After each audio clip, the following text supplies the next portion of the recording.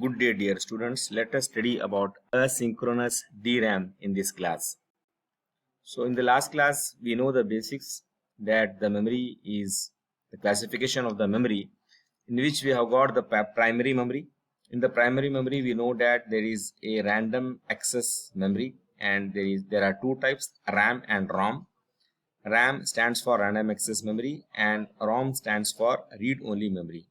So in this RAM, we have got dynamic RAM and we have got static RAM, isn't it? In the dynamic RAM, we have got asynchronous dynamic RAM and another is synchronous dynamic RAM. So in the last classes also, in the last class, we learnt about few differences about the static RAM and dynamic RAM. If you remember, static RAM uses the transistors to store single bit of data, whereas the dynamic RAM, it uses a separate capacitor. This uses the transistor, whereas the dynamic RAM, it uses the capacitor to store each data. And one more difference is static RAM does not need a periodic refreshment. Static RAM does not need a periodic refreshment, whereas the dynamic RAM needs periodic refreshment. When we come to this dynamic RAM, we always need periodic refreshment to get its latest state. So obviously, the static RAM, they are fast and they are expensive, whereas the dynamic RAM, they are bit slower. They are slower and they are less expensive. So in this dynamic RAM, we have got two types. One is asynchronous dynamic RAM. Another is synchronous dynamic RAM. So let us study today about asynchronous DRAM. So the figure is shown here. It is less expensive. Memory cannot retain their state indefinitely. Whatever memory cells are there, they cannot retain their state. We know that it is either 0 or 1. Or in other words, there is some charge which is going to be stored in the capacitor. So they are not going to retain that. That's why indefinitely they are not going to retain. That's why they are calling it as a dynamic RAM. Next is information stored in a form of charge on a capacitor. As we all know, the DRAM, to store the state, they need a capacitor is being used. Therefore, information stored in a form of a charge on a capacitor. How much charge has been stored in the capacitor? Next, we will see there is some threshold. Depending upon how much voltage it is, it may be 5 volt, 2 volt, some threshold we will fix up. Then we will tell that this is fully charged.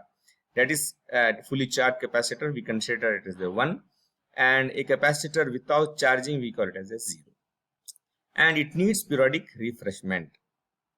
So this needs periodic refreshment is necessary in the DRAM. Next, we will see a circuit diagram in which a transistor is shown. So a transistor is shown and a capacitor is shown.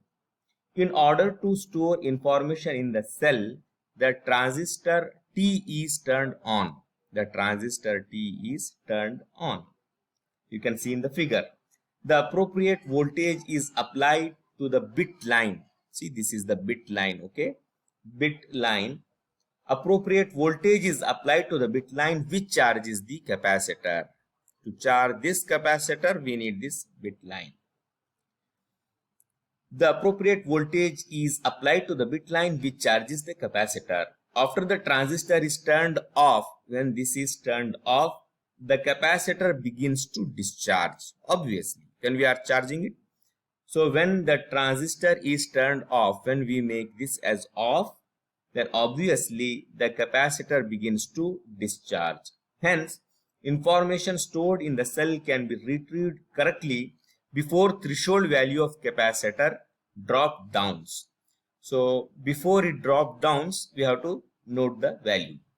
During a read operation, what is happening?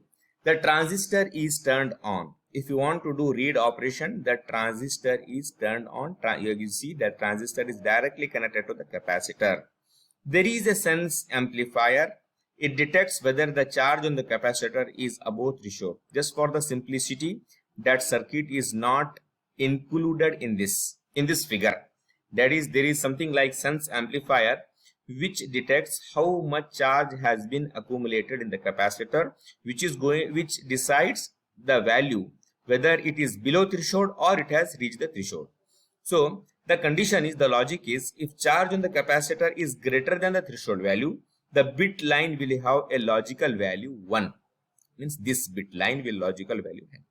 If the charge on the capacitor is less than the threshold value, if the charge on the capacitor is less than the threshold value, then bit line will have logic value 0. So how we are going to decide zeros and 1?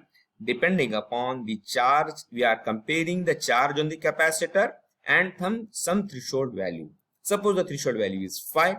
We are comparing how much charge is there, how much voltage is there across the capacitor.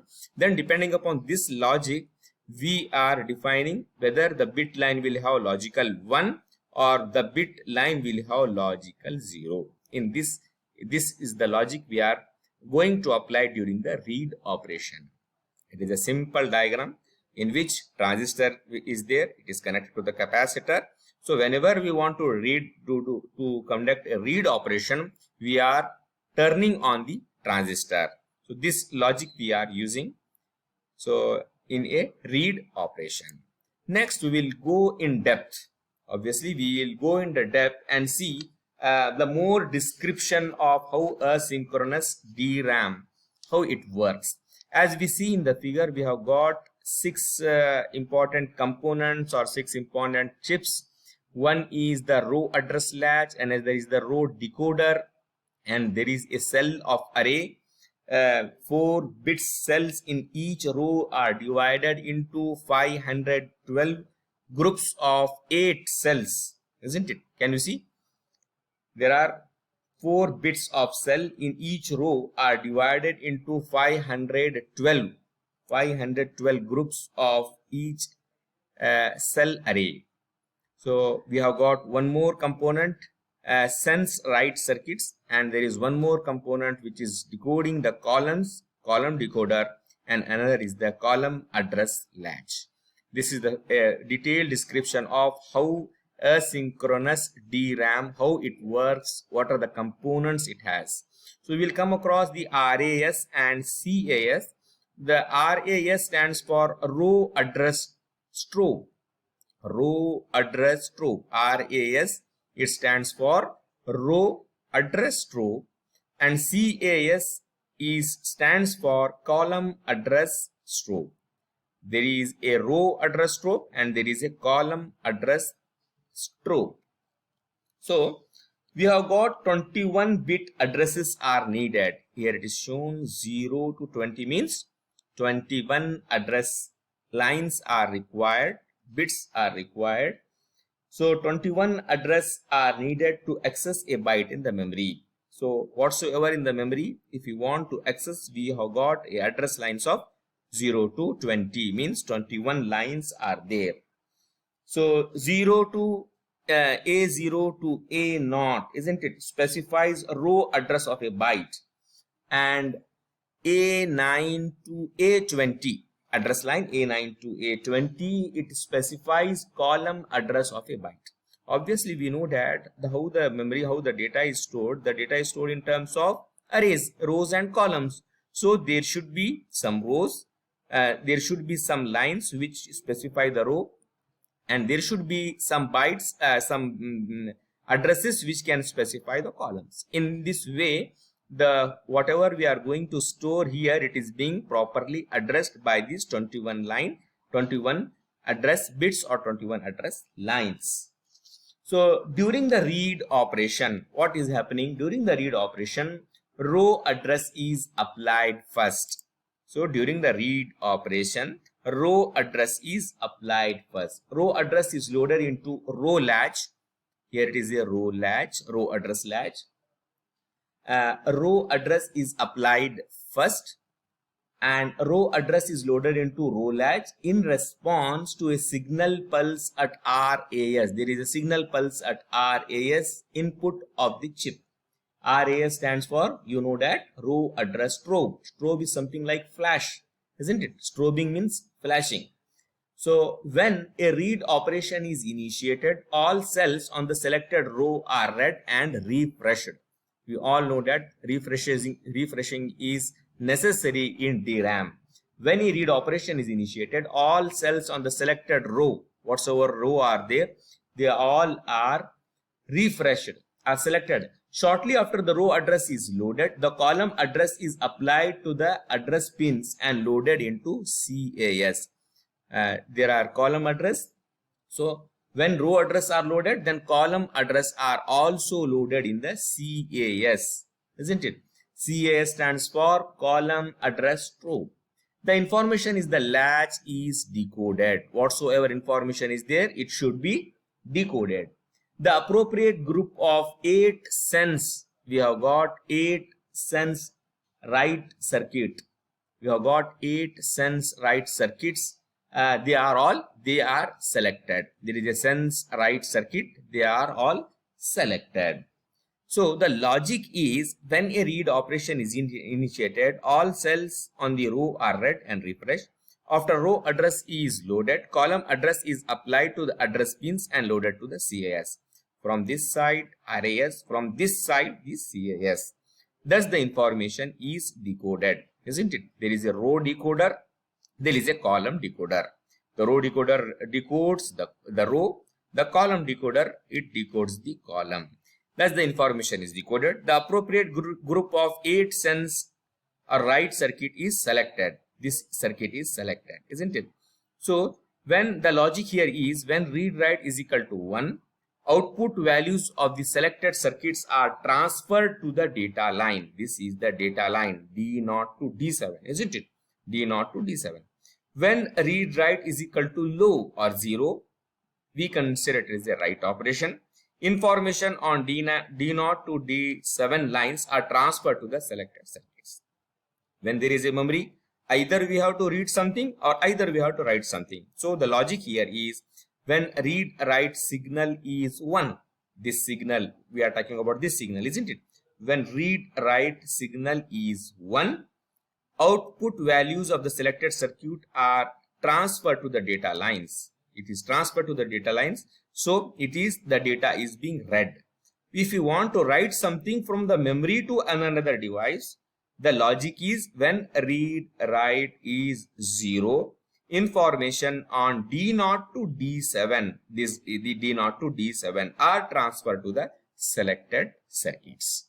So this is seems to be a bit complex, but it is very much easy. If you just remember, there are 6 components, 1, 2, 3, 4, 5, 6 components are there, in which we have got the row address latch and there is a column address latch.